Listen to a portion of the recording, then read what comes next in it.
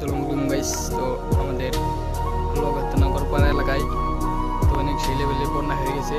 এদিকে একদিকে পানি আরেকদিকে চলে গেছে। তো দিকে মিকে সব করায় আমরা এত সব কিছু বোতল বোতল হয়ে গেছে পানি। তো এটা রাস্তার হইতেছিল, কিন্তু রাস্তার কাজ মনে করেন এই মেঘের জন্য বা বৃষ্টি বাদলের জন্য কাজ হইতেছে না। তো রাস্তাটা হইলে আমাদের জন্য অনেক ভালো হতে পারি। দেখি সামনে একটা দোকান আছে, এই দোকান আমাদের দিকে মানুষজনরা কি করে দেখছি কিছু।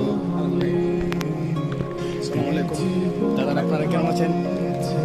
ভালো আছেন? আমার সব বানা সব পিছের তলায় নিছে। তো গাইস এই যে এটা হলো আমাদের এক দাদা, এই যে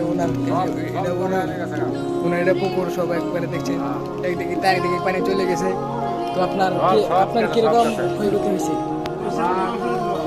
2 লাখ টাকার মাঝে 2 লাখ টাকার কাছে গা। আপনার 2 লাখ টাকার মাছ বন্ধে চলে গেছে না? এই দেখেন সব গলা। তো গাইস আমাদের এই যে দেখছে এই যে পুকুরটাতে অনেক মাছ চলে গেছে নদী ডাইরেক্ট বিলে। তো দেখে আমাদের দোকানদার ভাই কি করে। তো আসসালামু আলাইকুম ভাই, ভালো আছেন? আপনারা তো কিছু করতে পারলেন না, করতে পারলেন না। দোকানদার ভাইয়ের একটা নিয়ে আসছিল, তো ওনার মাছ চলে গেছে।